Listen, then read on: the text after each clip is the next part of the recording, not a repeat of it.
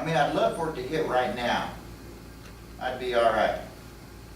But I'll tell you what, there's been times, especially in the last week, and I'll tell you, I've had a bout, folks, last couple of weeks. I'm glad it didn't hit. We're out to be straight with God. Sometimes I think God says, you know what? These people who are serving, I was told by a pastor friend of mine too, he said, you know, bandits don't rob a stagecoach that doesn't have a strong box on it. Pirates don't rob ships that don't have treasures. Because you've got something for the kingdom of God. That's why I say exactly. That made me feel pretty good. Anyway, I'm getting off my subject here because really what I wanted to talk about was the gifts that we have, the gifts that are given that people don't deserve.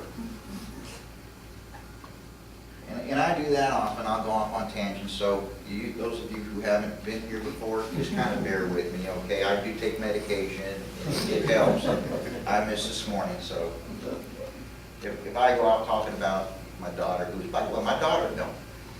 Anyway, what I want to get at is things that just aren't deserved that other people seem to get or we seem to get.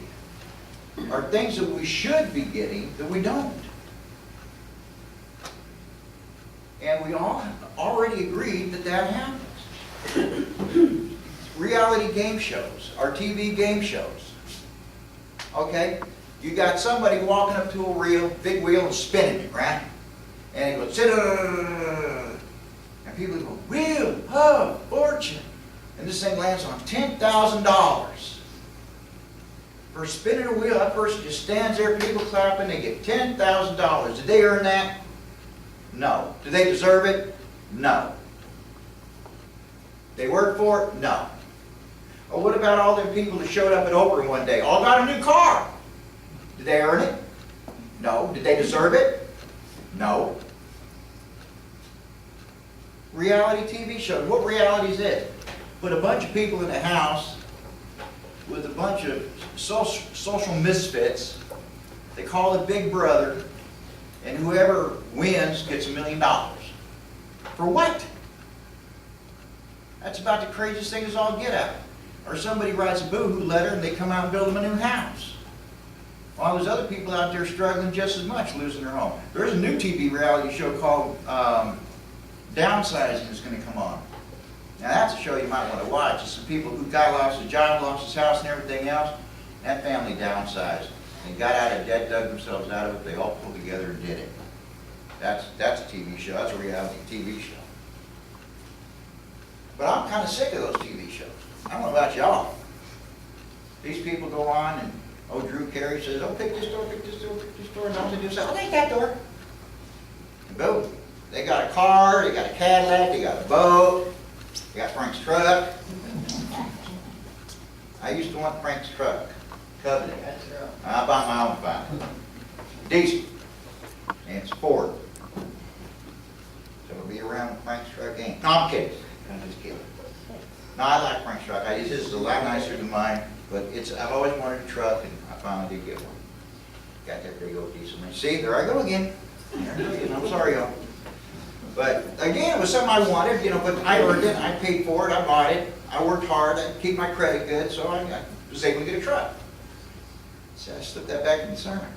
But what I would like to see, a TV show that I would really like to see is like, not like Who Wants to Be a Millionaire, but put millionaires on the game show, and if they spin the wheel and lands on the wrong thing, you lose everything. That's a show I'd watch. Okay? Or Extreme Makeover. These millionaires' wives who are just hotty-totties. They marry these goofy-looking guys, and I'll tell you what, folks, Bill Gates ain't nothing to look at. But, these guys end up with hotty-totty wives. The baseball players and this and that and the other, and they ain't nothing to look at. They don't earn them broads. They just got $1 million. Now, a TV show I'd like to see on Extreme Makeover is have these girls come in, put on a pound or two, their hair frizzed up in curlers, no makeup, sweat clothes. The one that looks the most normal, they win. Kind of to reverse the roles. That would be something that was earned. Give these guys the kind of woman they deserve. You got your high school quarterback, your high school cheerleader. They deserve each other. These other things just a total mismatch. But that's a TV show I've watched too. You know, if you got a Bible, go to Mark 15.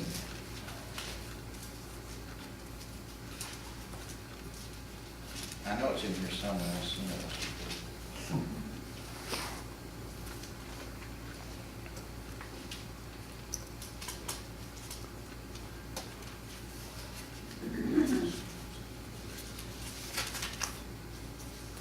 It was starting about verse 6.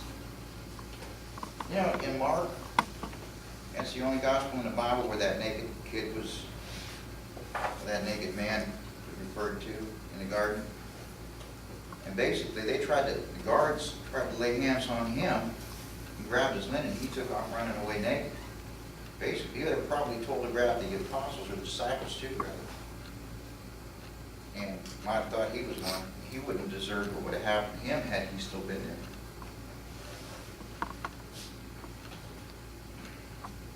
Okay, start at verse 6. Now at the feast, he was accustomed to releasing one prisoner to them, whomever they requested.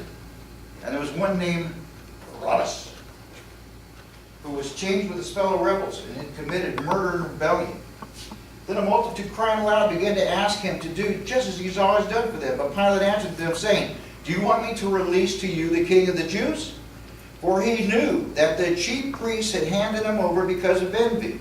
Not because Jesus committed a crime, not because he was guilty of sedition or any other crime, but because of envy. They were jealous of Jesus, weren't they? But the chief priest stirred up the crowd. He got them going. He's sitting there applauding while the wheel was being spun around. Said they should rather release Barabbas to them. Pilate answered and said to them again, "What do you want me to do with him, the one you call the king of Jews?" So they cried out again, "Crucify him." Then Pilate said to them, "Why? What evil has he done?" I mean, Pilate was really trying to get himself clear of this. And the soldiers led him away to the hall.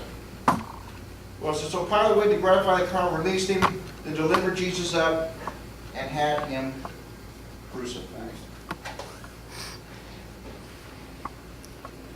Did Barabbas deserve to be released? Did he? What did he do to earn a release?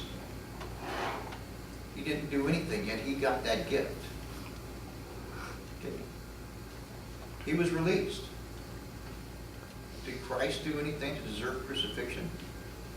The Bible tells us the only thing he was guilty of was priest envy. They were mad because he was preaching something that they weren't quite accustomed to. Is that any reason to be crucified? Because, let's say the pastor of your church is envious of you, or your boss, or somebody else? No. Christ didn't deserve what happened to him. Pilate's own wife went to him and said, "Listen, I had a dream about this guy. You better wash your hands of this whole deal." Well, she meant that figuratively, and he took it literally. And he delivered him up to them because he was more afraid of the Jews than what was going to happen to him. The book of Romans, chapter 3.